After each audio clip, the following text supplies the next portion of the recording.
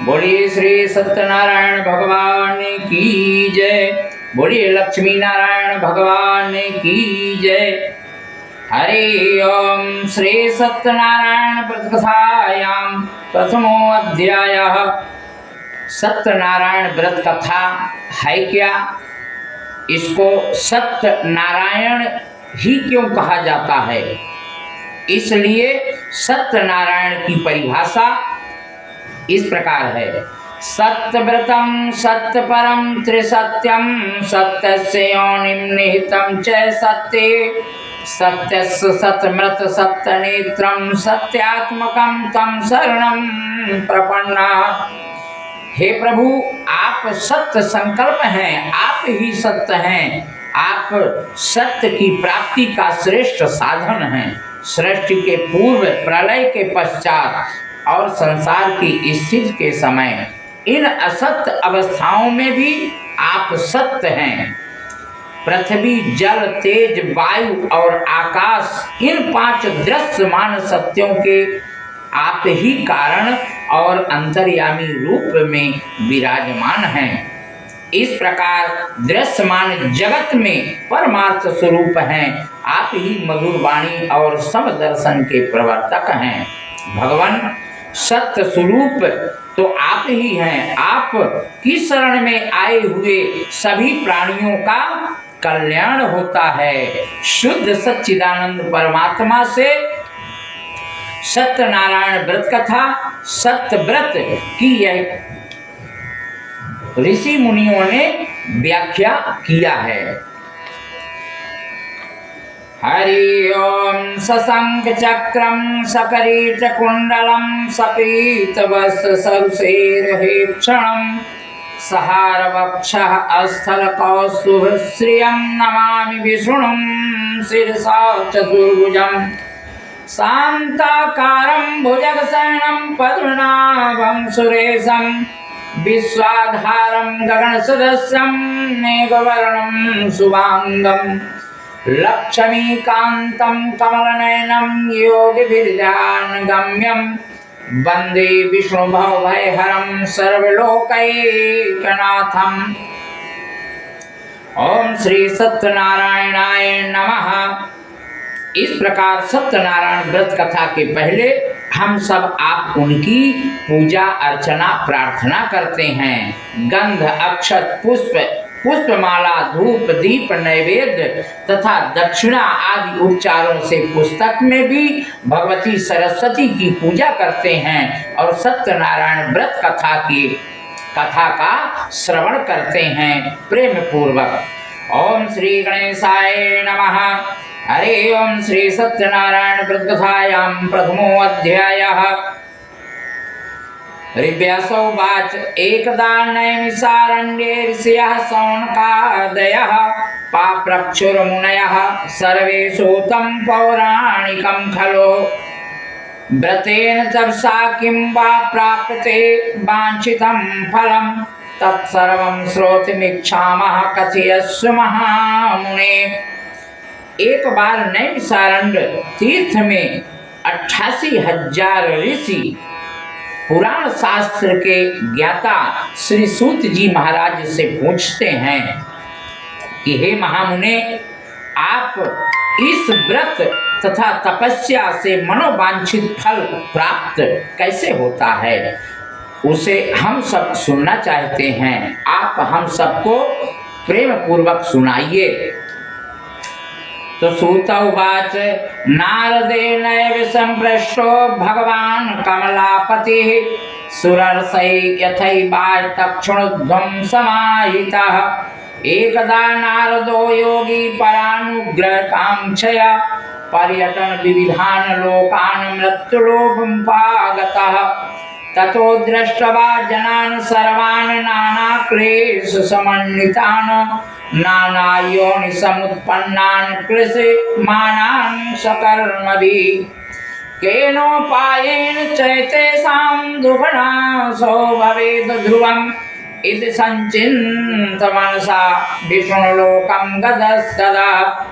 इस प्रकार सूत जी महाराज सभी मुनिगणों को समझाते और बताते हैं कि हे देवर्षि, हे ऋषि, एक बार इसी प्रकार आप लोगों के जैसा ही नारद जी के भी मन में भाव उत्पन्न हुआ।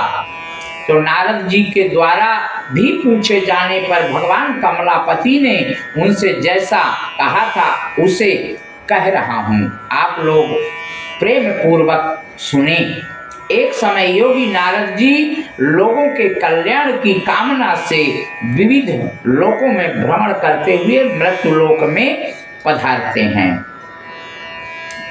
अब यहाँ नाना योनियों में उत्पन्न सभी प्राणियों को अनेक प्रकार के दुख भोगते हुए इनके पापों का मुक्त होने के लिए इस प्रकार का उपाय उनके मन में विचार आता है कि इन दुखों से कैसे इनका दूर कर सकते हैं।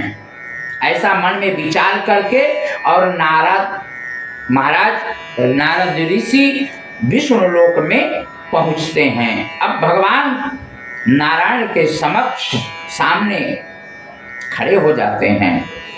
हरि ओम तत्र नारायणं देवं शुक्लवर्णं चतुर्भुजं शंख चक्र गदा पद्म बनमाला विभूषितं दृष्ट्वा तं देवे देवेशं स्तोतुं समुपचक्रमे नमो बांगमनसातीतरूपाय नंत सत्तये आदिमध्यांतहीनाय निर्गुणाय गुणात्मने सर्वेषामादिभूताय भक्तानामार्तिनाशिने श्रुत्वा स्तोत्रं ततो विष्णुर्नारदं प्रत्यभासतः।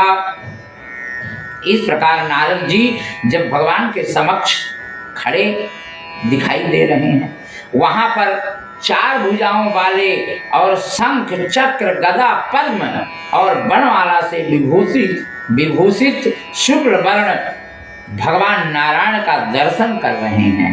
उन देवाधिदेव की स्तुति करने लगते हैं।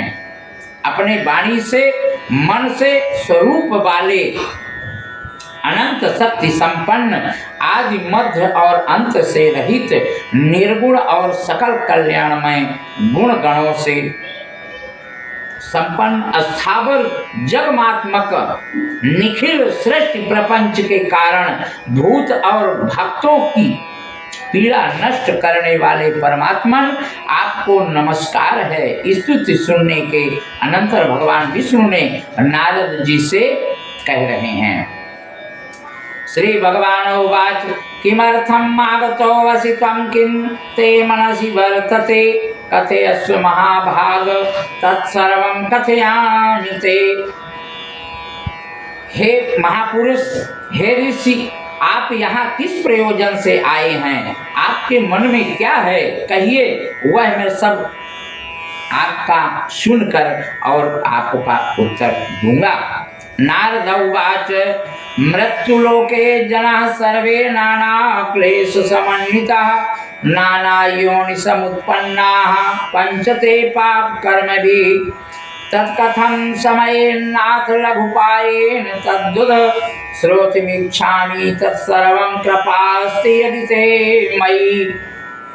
इस प्रकार नारद जी हाथ जोड़ करके नारायण के समक्ष अपना वाणी प्रस्तुत करते हैं।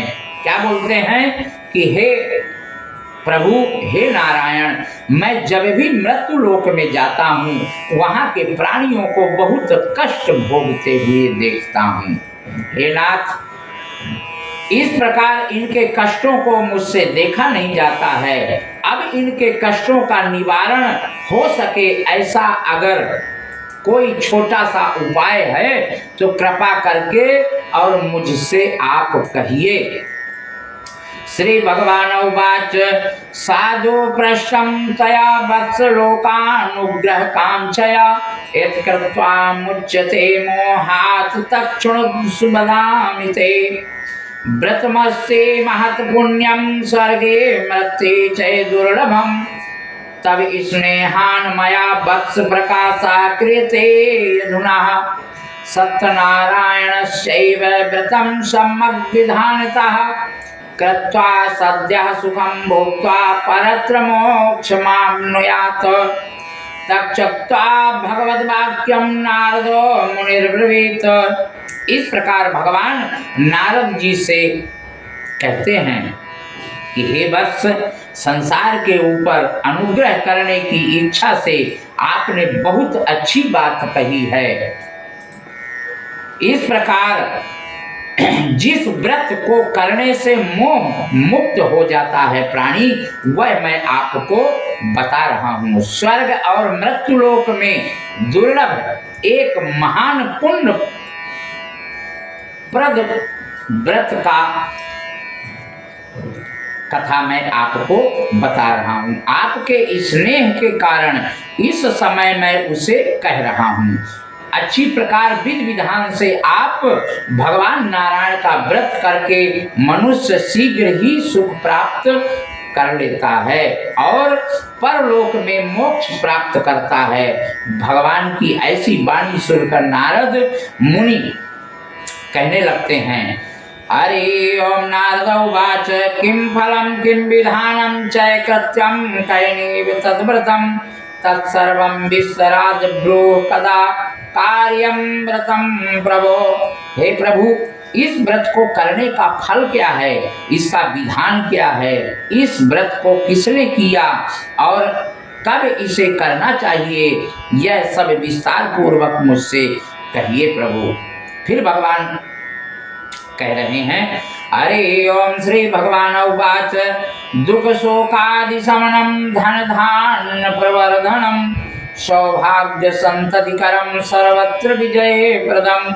अस्मिन् कस्मिन् दिने मृत्यो भक्ति श्रद्धा समन्वितः सत्यनारायणं देवं यजे चैव निशामुखे ब्राह्मणैर् बान्धवरश्चैव संगितो धर्म तत्परः नैवेद्यं भक्तितो दद्यात् सम्पादं भक्षमुत्तमं रम्भाफलं घृतं क्षीरं गोधूमस्य च चूर्णकम् अभावे सालचूर्णं वा शर्करा वा गुडस्तथा सम्पादं सर्वभक्ष्यान् चैके कृत निवेदेत। इस प्रकार नारायण नारद जी से कहते हैं कि यह सत्यनारायण व्रत कथा विष्णु सम तेजस्वी मृत्युलोक में उपलब्ध है।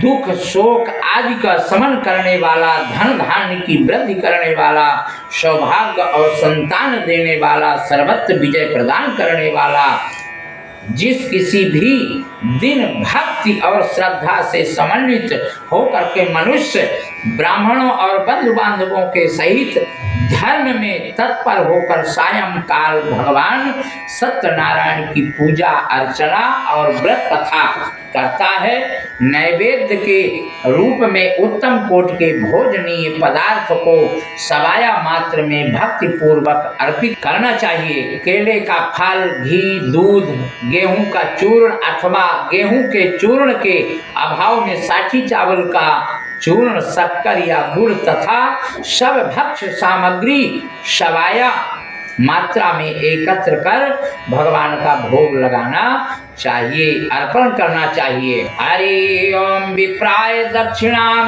तद्यावत् कथां श्रुत्वा जनैः सह ततश्च बन्धुभिः सार्धं विप्राश्च प्रतिभोजेत प्रसादं भक्षेत भक्त्या नृत्यगीतादिकं चरेत् ततश्च स्वागृहं गच्छेत् सत्यनारायणं स्मरण। एवं कृते मनुष्याणां वाञ्छा सिद्धिर्भवेत् ध्रुवं विशेषता कलियुगे लघुपायो अस्ति भूतले। इस प्रकार बंधु बांधवों के साथ सत्यनारायण भगवान की पूजा सुनकर ब्राह्मणों के द्वारा और ब्राह्मणों से सुनकर के ब्राह्मण को दक्षिणा देनी चाहिए। तदनंतर बंधु बांधवों के साथ ब्राह्मणों को भोजन कराना चाहिए।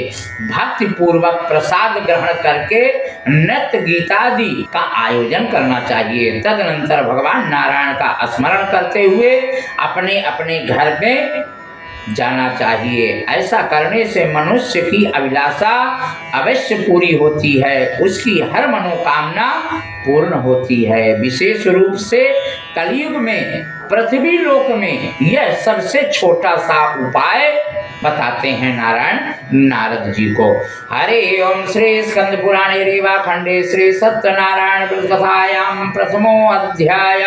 बोलिए श्री सत्यनारायण भगवान की जय।